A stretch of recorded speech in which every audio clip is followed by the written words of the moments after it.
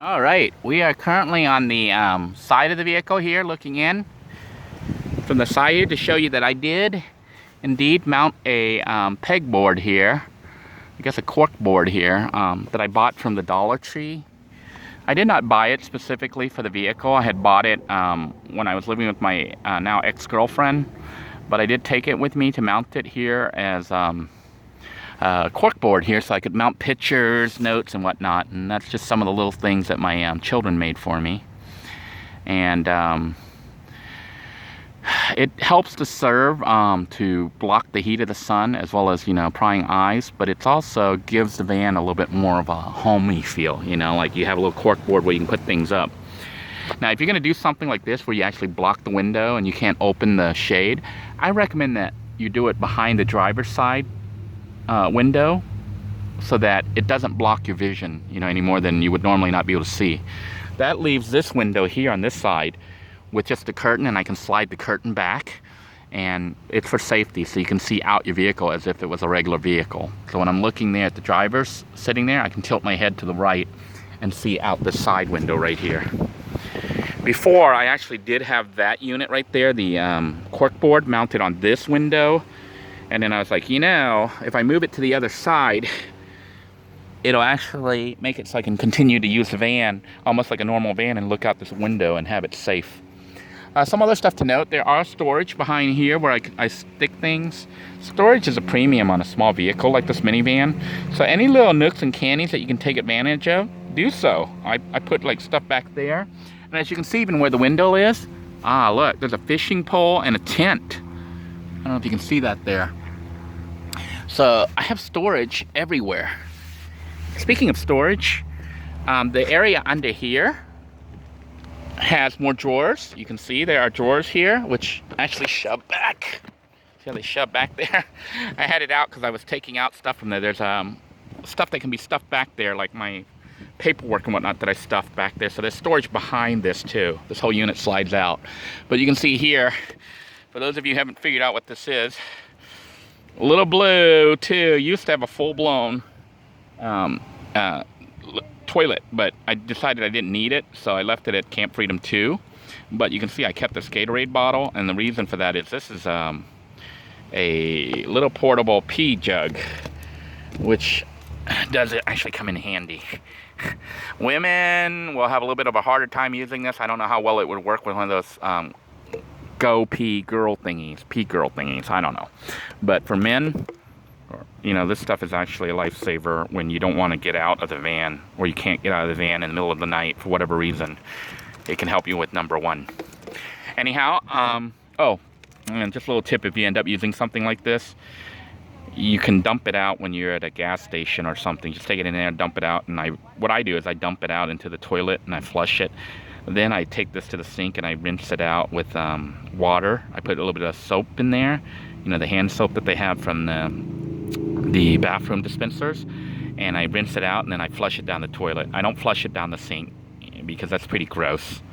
I flush when I clean it out, I actually flush it down the toilet, not the sink. Please don't put it in the sink. People use the sink.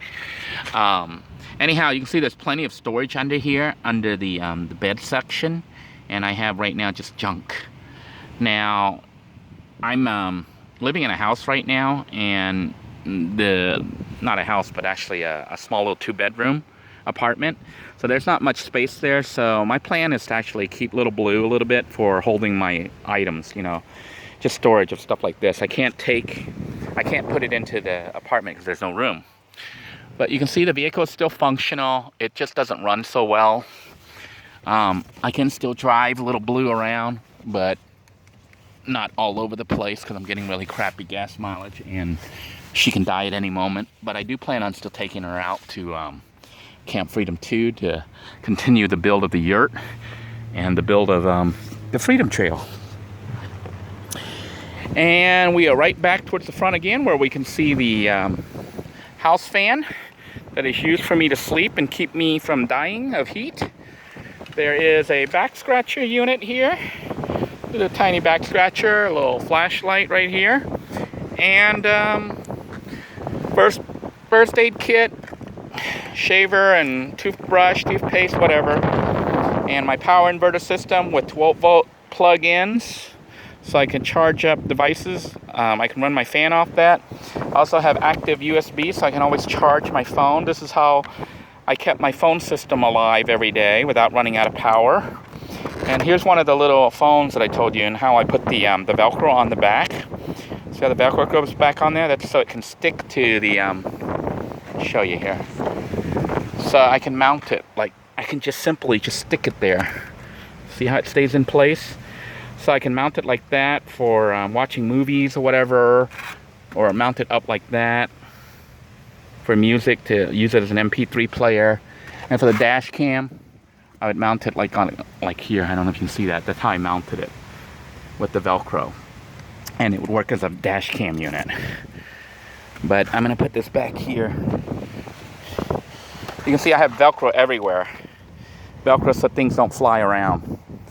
And that is pretty much our overview of Lil Blue II. I hope you enjoyed our tour. And if you're doing a build, I hope you got some good ideas from it. I guess for me, one more thing. I'm gonna pop the hood here to show you the system. Alright, as you can see, I've popped the hood for Lil Blue II. And we're gonna conclude our tour here with a look at the engine compartment. The engine is pretty much standard. I haven't really done anything to it. I'm not much of a mechanic. I wish I were, otherwise I would be able to fix her and get her back up to par here. And you can see we've got also the oil leaks and whatnot. She's got over 333,000 miles on her. But what we wanted to look at was the inverter system. This is not the inverter system. The inverter is actually inside the vehicle. What I wanted to point out is, first off, see, this is not hooked up. And this is a secondary inverter. It's a 350 watt inverter that has a 700 watt peak, but basically it's rated to run 350 watts. And that's important because with 350 watts, I can still run my rice cooker. And the reason I have it up here and not hooked up is I don't need it. It is a spare system for if the house system totally fails and I still need to cook food, I can take these power connectors and hook them directly up to the battery and run it right off this inverter and plug in my 12-volt rice cooker and continue to have food to eat, you know? So I could run it without a house battery system, but run it directly from the vehicle battery to the inverter to my cooking device and cook food. That's a very simple cooking system, and it can be used if you have no money and have to just come up with a system that allows you to cook easily. I would just get a inverter, maybe a 350 or more, maybe a 400 watt one, and then a little rice cooker, and you can do all the cooking that I've done with the rice cooking system, but you have to run the vehicle and pull aside, you know, the side of the road somewhere or at a park or something and cook like that. But as you can see, our system's a little bit more sophisticated. It's not super sophisticated because I don't have a, what do they call those things? I can't even remember. My system uses a switch instead of a, man, I'm getting brain freeze. Let me just go ahead and talk about my system. And hopefully I'll be able to remember later and explain to you what could be installed instead of a switch. I'm sure those of you watching say, man, I don't even know what the thing's called. I do know, I just can't remember it. My brain's dead.